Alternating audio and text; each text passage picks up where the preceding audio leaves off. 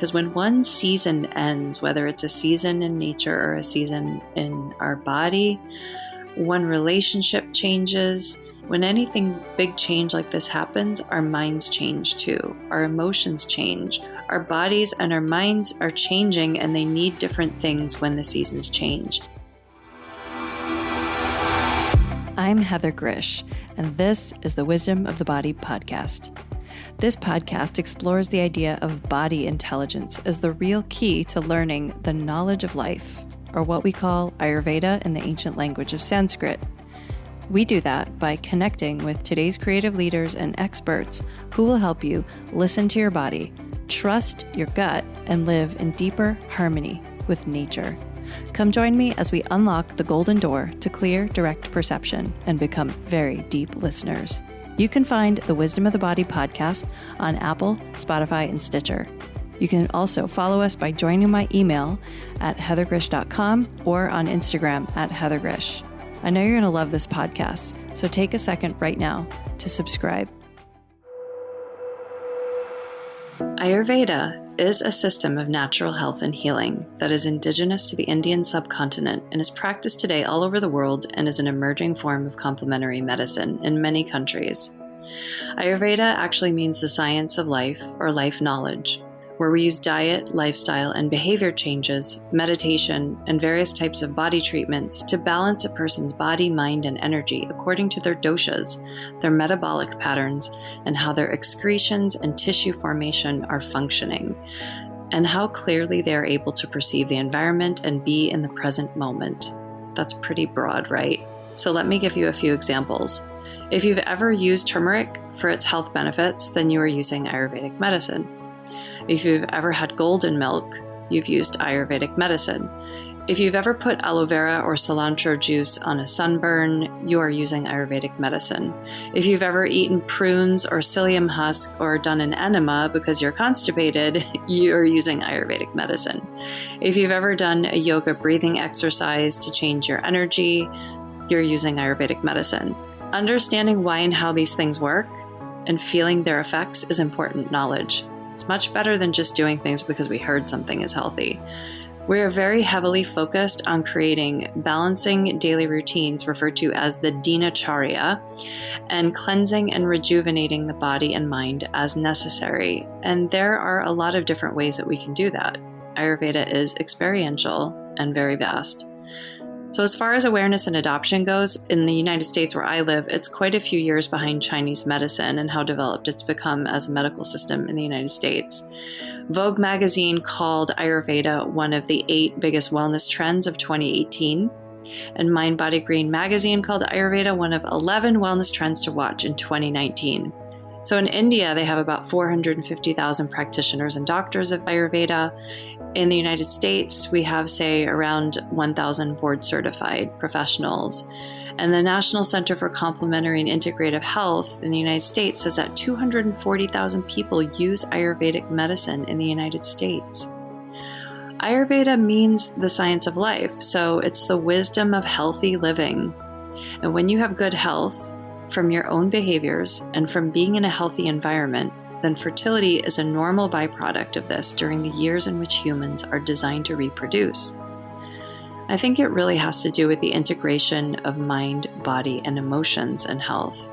Today you go see your psychologist or your psychiatrist if your thoughts or memories are plaguing you, various medical specialists if something is wrong with your body, which you get to via a gatekeeper called your primary care physician. You go to your dentist if your gums are bleeding. You go to a church to make sure your heart is good. You want to connect spiritually, though fewer and fewer people are doing that these days. Maybe you go to a concert for your heart, and you turn on your meditation app, or you do yoga or Tai Chi, or drink some kind of over-the-counter or recreational drug if you're stressed out. You read poetry and listen to music and learn how to pray again to heal your heart. You see a nutritionist if you're over or underweight or have an eating disorder or some health condition that people have told you is related to food. But everything you eat impacts your health. And every thought you have impacts your health. And everything you feel, every harmful or beneficial choice you make impacts your health. Your environment impacts your health. And if you don't want to be a person who waits until there's a big problem before changing your behavior, then you can look at Ayurveda, because It teaches a person how to look at the patterns that create good or poor health before they get so bad that you need some strong pharmaceutical or surgery to help with that. And if you don't want to get pregnant, you seek birth control or you do it more consciously. If you do want to get pregnant and it's not happening, then you go to a fertility clinic. If you're afraid that it's going to be too late before you get around to having kids, then you freeze your eggs, especially if your employer offers that and all the girls next to you in the cubicles are getting that done. And it's really interesting because I see that so many women today are concerned about the environment, but when it comes to fertility, that seems to be thrown out the window. On one hand, it's good for the planet to have fewer children and maybe some other benefits too, and perhaps waiting a little bit helps with that. But on the other hand, it takes energy and releases extra heat into the environment to keep a fridge running, to keep all those little eggs frozen. It's quite a conundrum. But maybe there's a happy medium, like waiting a little and having only one kid until you're still young enough to have it be beneficial for everyone. I don't know. It's really up to each woman. And I know it's not an easy thing. I'm bringing this up because egg freezing is so widely available right now for a lot of the women I work with. And these same women really care about the environment and they want to be healthy when they have their kids. And I know it is not an easy decision when it's so easily available to you, which it really wasn't available when I was, a 30-year-old woman, considering, that I wasn't going to be having a child anytime soon. So I really feel for younger women today having to make that decision. So what we're doing with Ayurveda is we're tapping you back into being a complete being. It's not that hard, but you have to have a different expectation for results than you would going down the route of conventional medicine. Ayurveda can provide relief for symptoms. That is something that we focus on, but it's really important for us to get at what is causing a functional mind-body environmental pattern that is causing this imbalance right now, so that, when we change it, we know what is actually causing the symptoms to go away. And we don't want to contribute to a worse problem if either we treat it or if the problem continues and we do nothing. This is especially helpful for women's health, Ayurvedic medicine, if there are period problems that a woman's having. So also for general health before conception, because it helps a woman identify, how her health is doing and take any appropriate measures to rebalance and heal before trying to conceive. We have a concept of the 4 fertility factors that we look at when it comes to conception. And there are a lot of practices for when a woman is pregnant too, and also for postpartum care, which we know is a really difficult time for healing, for lactation, because, giving birth is really a huge transition, and in some ways can be as challenging or even more than the pregnancy for a lot of women. So also the transition to menopause, so during perimenopause and menopause, and any transitions in general, because when one season ends, whether it's a season in nature or a season in our body, one relationship changes, when anything big change like this happens, our minds change too. Our emotions change. Our bodies and our minds are changing, and they need different things when the seasons change. So Ayurveda provides a way of understanding that. And there's something about Ayurveda that's both deeply embodied and mystifying at the same time. There are these urges that we need to listen to get in touch with our animal body a little more, especially those of us who are convinced that we know how the world operates and how everything is. We're the ones that somehow seem to need to be mystified the most when it comes to biology. Your body's tissues are created from the food you eat and how you assimilate it or how you excrete it. If you're eating improperly and causing imbalances, either degenerative conditions, inflammatory conditions, or growths and blockages of some sort are happening, then your diet can impede the receptivity of the physical structures and certainly affect energy, emotions, and all sorts of things like that. But when you know how to eat properly for your specific body type in the environment and season that you are in, and for the life demands that you have, then you're more likely to be able to have really wonderful health. And if you learn about Ayurveda, then you'll be able to design this wonderful health more, because you'll know more about why certain things are good for you or bad for you. You'll notice it, you'll feel it, and you'll know it. Studying our eating brings up patterns of avoidance and fear, grasping and greed, control, and even lack of patience and other virtues. And these things are not fun to look at, let alone come to terms with the fact that we could somehow be playing a role in causing our own problems. It's also quite empowering too. because the gut is totally connected to the brain. Even in the last 10 years, modern medicine has been finding the evidence, understanding that so much of the nervous system runs along the digestive system, and that even something like serotonin, a mood stabilizer, is created more in the gut than in the brain. And recently, a neural circuit going directly from the gut to the brain was discovered. Our five senses help us feel, and the sense of touch is very important. The skin of the gut, the nerves of the gut, the muscles of the gut. The digestive tract is actually an environment.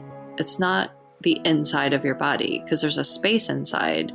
It's just like the outside space around you, which your external skin, your nerves, etc., will help you feel outside as well.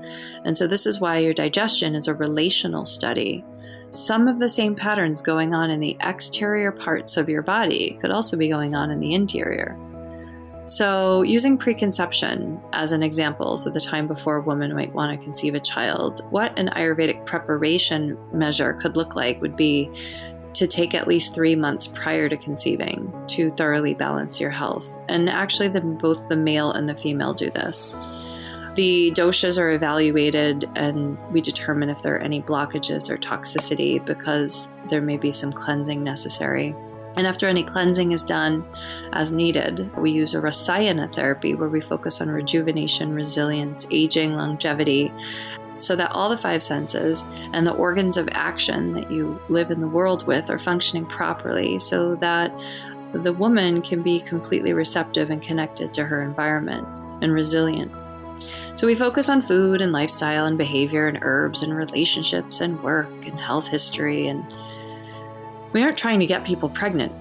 We're trying to create the highest quality tissues and bodily fluids for both the parents before the baby is even sort of in the picture, and then the baby is formed from these really high quality tissues, and it's formed at the right time for optimal development. You know, we want the mother to be happy and supported.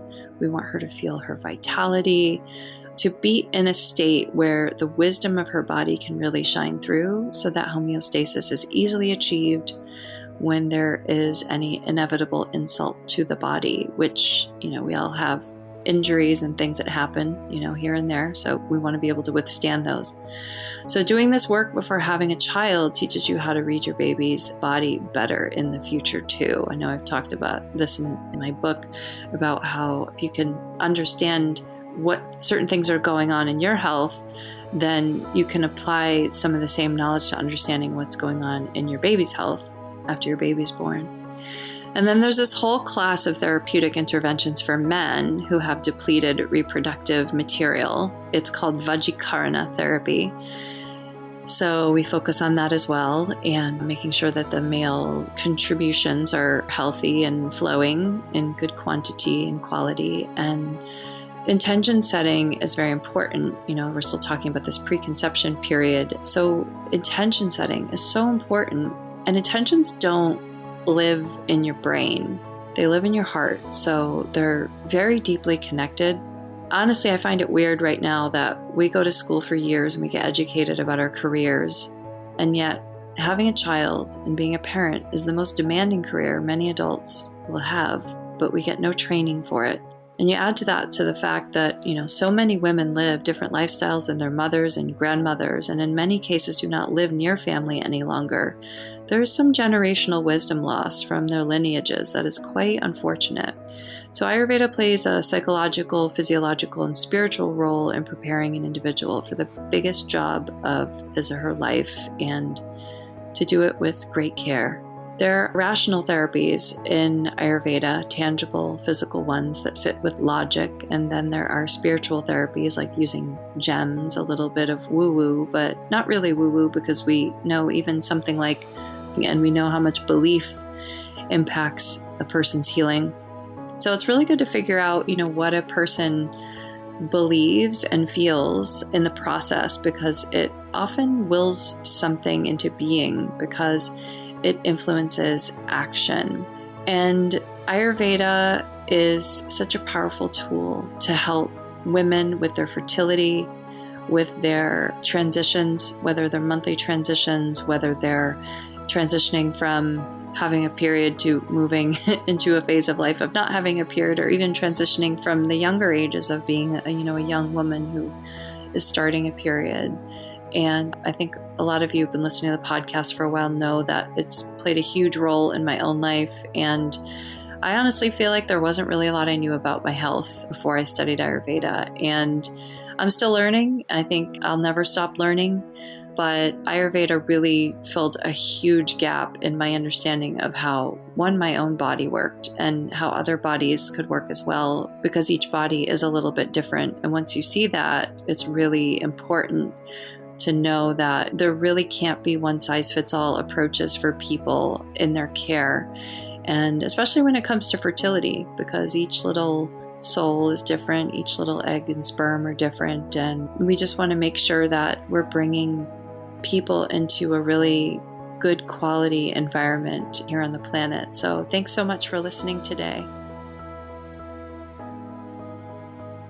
I get so excited. I get this kind of goosebump feeling when I get a booking from a new client that I haven't met yet. And I get so excited because I know that somebody has made a decision to go really, really, really deep into their healing. Because I know that Ayurveda is not a quote unquote normal thing that many people have access to, at least not in the United States where I live. So I know that when someone books with me, that they've really made a decision that they want to go deep into their healing.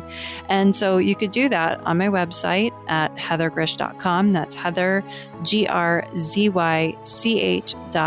You can book me for either a Ayurveda consultation if you're ready to dive in, or you can also book me for a 15-minute connection call if you're not sure where to go yet. I do have a couple offerings that are not on my website, and we could talk about that. So I look forward to meeting you.